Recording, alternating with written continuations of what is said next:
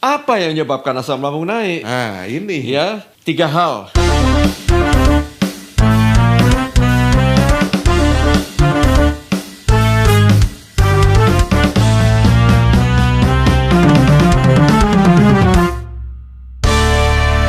Dokter Hans, saya masih ingat betul Dokter Hans waktu itu bilang ke saya bahwa obat yang paling laku di dunia saat ini adalah yang pertama penenang.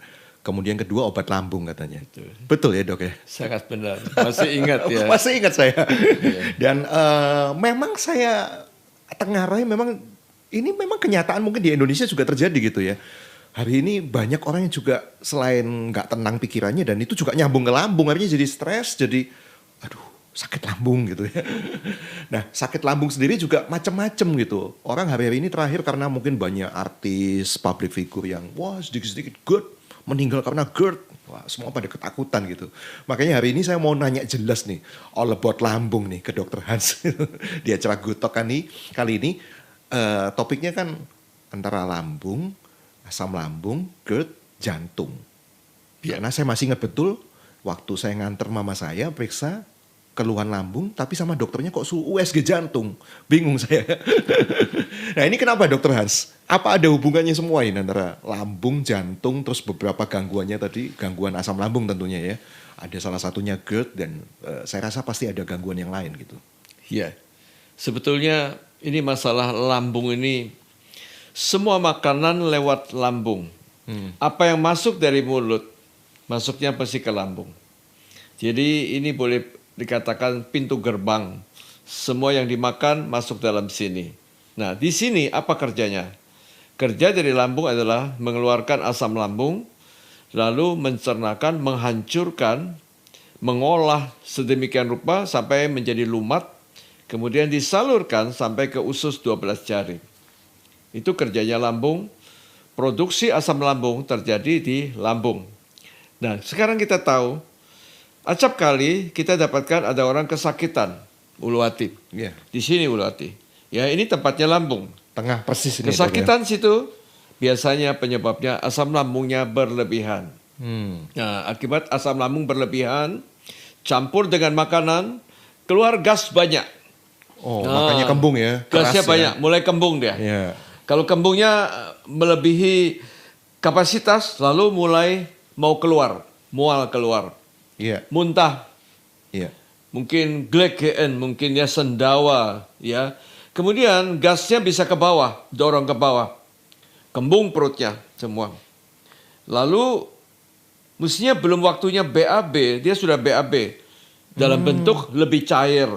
Diare lah 1-2 kali seperti itu. Ya, kadang-kadang asam lambung bisa naik ke atas. Meluap, namanya reflux. Reflux itu artinya backwash, jadi balik gitu loh. Harus balik ya? Harus balik. Jadi ini namanya esophagus, Iya. ini namanya lambung atau gaster. Jadi kalau gaster ke esophagus balik, gastroesophageal reflux disease, GERD, namanya GERD. Nah, asam lambung kalau sampai di sini, lalu ke sini, tenggorokan mulai tidak enak. Apa yang terjadi? Mulai sini banyak lendir, kadang-kadang terasa ganjel di sini, rasanya ada sesuatu benda di sini, ada orang batuk-batuk yang lama sekali tidak sembuh-sembuh, penyebabnya juga dari sini. Ya, bahkan akibatnya pusing terjadi gara-gara begini, sesak napas berdebar-debar gara-gara desakan daripada lambung. Ya, jadi akibatnya banyak sekali. Oke. Perjalanannya seperti itu. Nah, terus kok diduga bisa juga jantung? Kenapa, Dok? Nah, ketika banyak gas kembung, lalu ketika ke dokter bilang, ini kembung ini banyak anginnya nih, gitu. Lalu ketika suatu sakit itu kedengaran kerutuk-kerutuk, kalau didengarkan suara asam lambung banyak itu, asam lambungnya banyak nih, perih nih. Waktu balik ke sini ini namanya GERD, ya. Kumpulan gejala daripada kembung, sebah dan sebagainya, dokter katakan dispepsia. Ada dokter lagi mengatakan ini gastritis. Itu namanya radang daripada lambung. Radang itu karena banyak asam lambungnya, iritasi. Ya, itis itu namanya radang. Kemudian apa lagi nanti? Oh, banyak anginnya, banyak gasnya, lalu diare. Ya, ada orang muntah-muntah, namanya observasi vomiting. Nah, sekarang ada lagi penyakit namanya NERD. NERD, namanya non-erosif.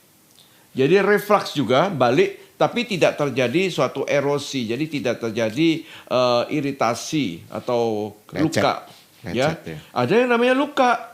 Luka namanya apa? Tukak lambung. Tukak peptik namanya. Peptik itu artinya dari asam lambung. Jadi bahasa Inggrisnya ulcer. Jadi ada luka.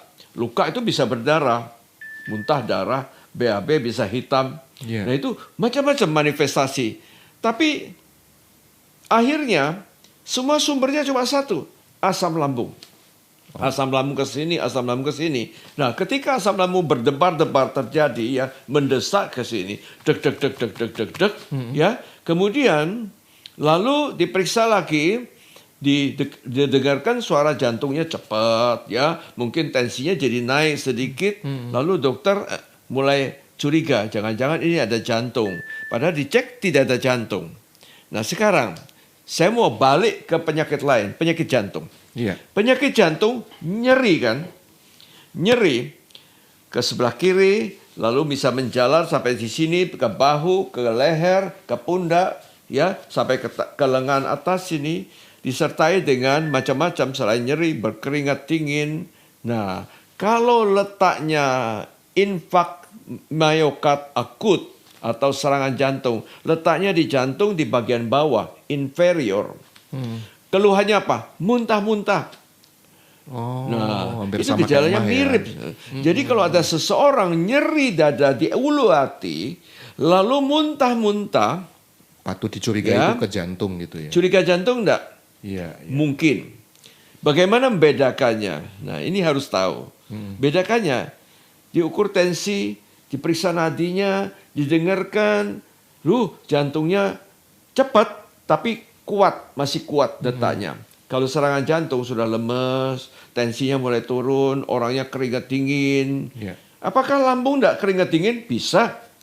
Nah, untuk bedakannya, cepat datang ke IGD, direkam jantungnya, nanti ketahuan. Begitu ada rekaman jantung atau periksa darah, nanti ketahuan, marker daripada serangan jantung ketahuan. Jadi jangan dianggap sepele kalau orang itu sampai muntah, nyeri dada, lalu dilihat lagi orang itu misalnya perokok, orang itu ada diabetes, orang itu mungkin ada gemuk, mungkin ada hipertensi, dan usianya mungkin sudah 60. Jangan-jangan jantung loh. Jadi jangan hanya telepon gitu, dokter ini sakitnya kasih apa? Kasih obat anti asam lambung gitu. Jangan dianggap begitu. Jadi saya kurang setuju kalau orang itu menganggap sepele, lalu keadaan jantung itu kemudian mereka cuma tanya-tanya obat, telepon-telepon toko obat, minta obat di apotik dan sebagainya. Jangan dianggap enteng kalau orang itu ada hipertensi, ada gemuk, ada diabetes, ada kolesterol, usianya sudah lanjut, jangan-jangan jantung. Lebih baik diperiksakan. Sebelum Anda jantungan yang mendengar ini, tenang saja, semua bisa diatasi dengan segera gitu. Kalau Anda bisa segera gitu menghubungi yang profesional, yang menegakkan diagnosa itu kan dokter gitu ya. Jangan jadi dokter sendirilah. Nah, waktunya Anda bisa konsultasi, nanya-nanya, mumpung ada Dr. Hans yang akan menjawab di acara Good Talk kali ini. Setiap Rabu dari jam 2 sampai jam 3 sore, kasih tahu ke teman-teman Anda ya, keluarga Anda. Mungkin hari-hari ini Anda sudah, bahkan mungkin Anda mengatakan, ini udah lama sih sebenarnya gitu ya. Ada keluhan nyeri, mual, muntah, keringat dingin. Nah ini jantung atau mah. Mah pun tadi katanya Dr. Han bisa macam-macam gitu ya. Dari yang tukak lambung, dari yang ada radang pada lambung, ada yang sampai GERD, macam-macam. Nah Anda bisa tanyakan segala sesuatunya di channel ini ya, di Good Talk TV. Jangan lupa langsung live chat di YouTube channel kami Good Talk TV. Live chat sertakan kalau bisa ada data tinggi badan, usia dan berat badan ya. Itu akan makin memudahkan untuk menegakkan diagnosa dan juga silakan yang di live IG, yang di Instagram goodtalk.id, silakan Anda juga boleh nanya mulai sekarang. Nanti biasanya kalau menjelang menit-menit terakhir semakin banyak malah Anda semakin panik gitu ya. Kok nggak dijawab-jawab? Nah, ngomong sekarang ya, silakan nanya segala sesuatunya tentang penyakit lambung dan jantung di Good Talk bersama saya Gideon Yusianto dan Dr. Hans Tandra, spesialis penyakit dalam.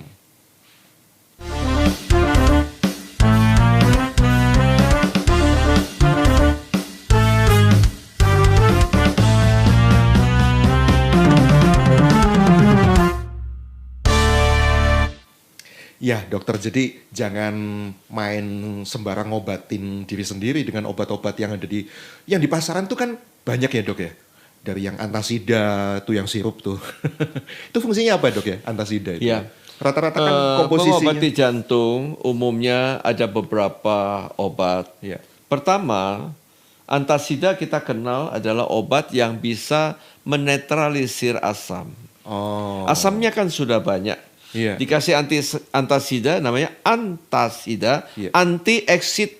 Oh, anti asam gitu ya. Acid asam. Iya. Jadi dikasih antinya acid, biasa obat-obat itu akan menetralisir asam. Jadi jumlah asamnya. Nyerinya berkurang tuh. Oh, oke. Ada obat lagi yang disebut obat proton pump inhibitor PPI. Wah, ini Dan yang obat-obat sul-sul. itu diberikan untuk menghambat produksi asam lambung. Oh, yang tadi itu menetralkan sudah ada tapi Asam yang sudah ada dinetralkan. dinetralkan. Iya. Jadi obat tidak bisa satu macam. Biasa gabung, nanti ada satu lagi menetralkan asam lambung dan menghambat produksi Iya. supaya jangan berlebihan. Iya. Lalu kadang-kadang disertai lagi obat untuk menghilangkan gas. Oh. Dengan menghilangkan gas, dengan sendirinya juga mengurangi mual dan sebah gitu. Ya, jadi obat-obat itu biasanya menetralisir gasnya, jadi kembungnya bisa berkurang. Iya, supaya nggak sendawa-sendawa terus yang bikin nggak nyaman gitu ya. Ya. Nggak makan. Bisa lagi tambah lagi. Ada lagi obat yang mengatur gerakan daripada lambung usus supaya jangan gini cepat deh gitu. Oh. Ya, jadi diatur gerakannya supaya teratur. Oh. Ya. Supaya nggak terlalu cepat atau bagaimana kalau terlalu lambat, Ya, dok? supaya teratur. Ya, supaya kalau terlalu cepat nanti gas-gas yang sudah ada kan didorong ke atas, dorong ke bawah. Oh, jadi Ada lagi. Iya. Kadang-kadang saking seringnya dokter itu kasih ini ke sini. Oh, ini tambahin enzim nanti tambahin lagi. Menurut saya sudah tidak terlalu perlu lagi ya. Nanti tambah lagi. Kasih obat untuk bantu probiotik dan sebagainya. Sebetulnya itu tidak terlalu perlu lagi. Karena yang utama menghilangkan sakit pasti antasida. Iya. Yang kedua, nahan dong asam lambung supaya jangan bertambah berlebihan. Iya. Stop produksinya. Dua ini aja sebetulnya sudah memadai. Oke. Jadi tambah banyak lagi tambah penenang lo ya. Nanti ya akhirnya obatnya jadi campur racian.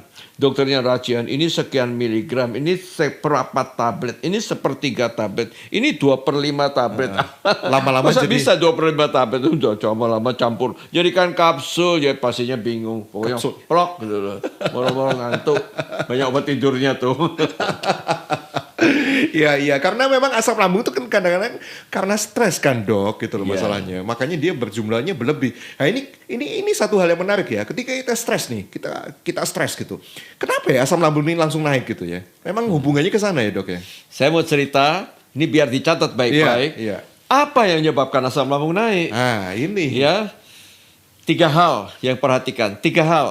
Anda punya catatan, Anda punya kertas, tulis. 1, makanan yang menyebabkan asam lambung naik. Nah ini Apa makanan itu? apa nih? Yang menyebabkan asam lambung banyak. Kecut, Pasti pedas. makanan pedas kan. Eh, Makanan pedas itu bikin asam lambung meluap-luap. Yang kedua, makanan apa? Makanan yang asam dong, sudah asam tambah asam lagi tambah asam. Ya. Jadi makanan pedas itu sebetulnya termasuk merica-merica, termasuk bumbu-bumbu masak yang iritasi, memang menyebabkan enak kepingin makan. Apalagi kalau kasih sambal kan, Waduh. makanan tidak enak jadi enak, jadi Betul, cepat betul. makan. Jadi akhirnya berlebihan kita makan. Gitu. Betul. Keringetan, Lambungnya nasinya bisa panas, sakit. waduh. Pedas, kecut. Lalu apa lagi? Kafein. Kopi. Kafein itu golongan kopi, Wah. ya golongan apa lagi? Teh. Mungkin coklat, Chinese tea, Japanese tea, green tea, teh agak berat itu bisa ganggu, ya. Tapi ada orang tahan kok. Ada orang meskipun dia sakit mah tetap minum kopi loh, ada. Bisa, ya. Soda juga ganggu. Ya, kalau minuman kaleng-kaleng, soda-soda macam-macam, ada minum atau tablet yang dicemplungkan di air yang keluar uap itu mirip soda, ya. Bahkan kadang-kadang saking kembungnya, kalau bisa susu pun diberhentikan. Karena susu dengan asam lambung keluar gasnya banyak nanti. Gasnya sudah banyak kan. Ya ada susu, mungkin tambah lagi yogurt, ice cream, keju, itu juga sedikit iritasi, ganggu ke lambung. Ya. Nah, sekarang banyak pengaruh obat-obatan. Yang paling ganggu itu mesti obat anti sakit, painkiller. Kalau Anda minum obat painkiller, hati-hati. Bukan hanya sakit lambung, nanti bisa luka lah. Waduh. Ya, jadi obat-obat painkiller kadang-kadang kita beli-beli sendiri dan sudah cocok, lalu minum terus suatu saat bisa luka lambungnya.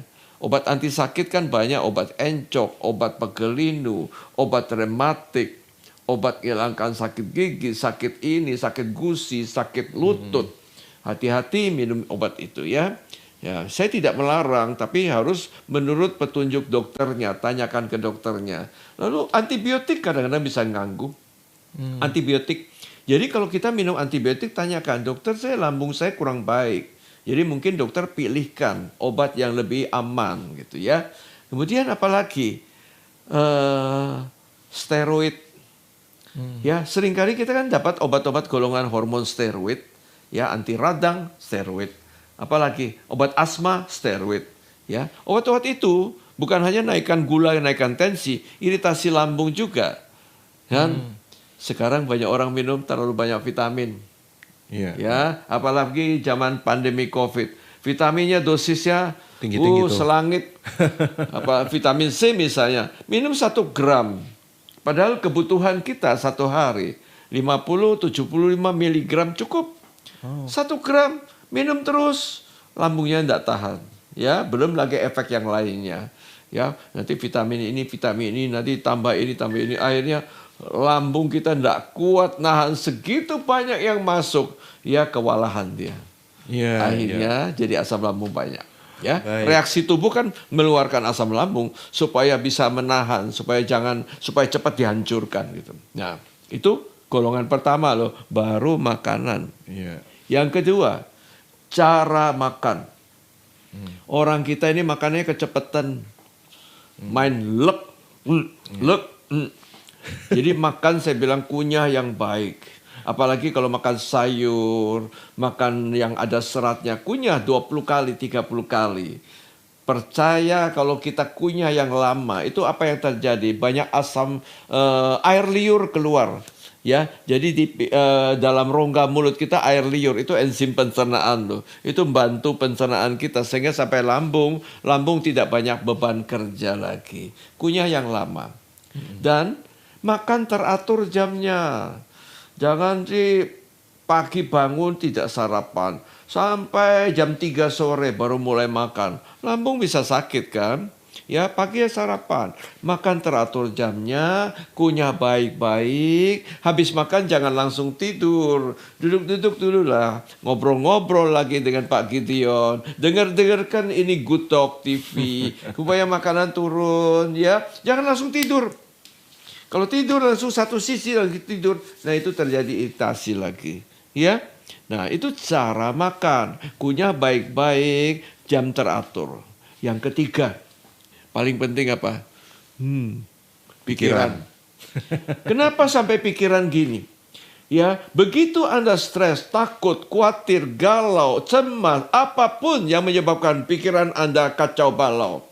Apa yang terjadi? Stres hormon keluar kan. Stres hormon itu adrenalin, kortisol segala. Itu memicu asam lambung. Jadi tiap kali kita takut semacam khawatir segala, kuduk. Emosi aja, dengarkan ya. Kalau kita lagi marah gitu ya, kepingin marah, lalu tiba-tiba menjadi begini. Kan mulai marah kan? Nah, kenapa kok diam-diam bisa gini? Gasnya kan banyak, jadi napasnya begini. Oh, tersengal-sengal gitu ya, napasnya keluar ya. Iya, jadi waktu emosi itu ingat tuh. Lalu tiba-tiba, ininya perih, asam lambungnya banyak. Ya. Saya mau cerita. Ya. Ada seorang, dia itu sakit lambung. Dokter katakan jangan ini, harus ketawa dan sebagainya. Dia minum obat, tiap hari minum obat, tetap sakit. Suatu saat, si pasien ini ketemu sama teman lama yang akrab sekali dengan dia. Lalu dia telepon teman-teman semua 5-6 orang reuni bareng, duduk ngopi di satu kafe. Kopi, cekakaan, ketawa, hati gembira, senang, ya. Lalu sampai di rumah, pulang, sudah berpisah dengan teman-teman lain. Ingat, ini ada si Lili, ini ada si Linda, ini ada si Budi, ini ada si Adi. Senengnya ya. Tadi malam makan terus malam tidur sampai termimpi-mimpi. Besok pagi bangun. Baru teringat lagi. Ketemu teman-teman hatinya gembira. Baru tiba-tiba teringat, kemarin tidak minum obat lambung. Kemarin ngopi lagi. Kok nggak apa-apa? Dan gitu kemarin tidak apa-apa. Iya. Benar-benar hati yang gembira adalah obat yang manjur. Berarti betul itu ya. Memang hati yang gembira itu obat yang manjur sungguhan. Tahu-tahu udah nggak minum obat bisa lepas dari obat karena konon orang yang menderita mah itu nggak bisa lepas dari obat. Ngopi happy. Aman.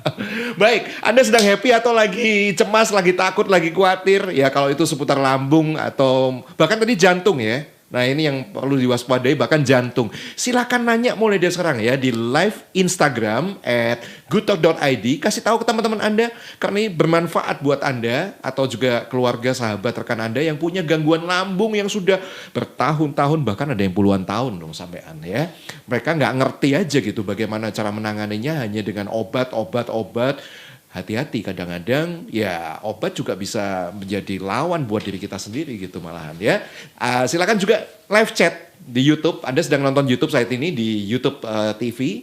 Anda bisa di Good Talk TV langsung live chat, sertakan data tinggi badan, berat badan, dan usia Anda ya. Nanti Dr. Hans Tandra akan langsung menjawabnya.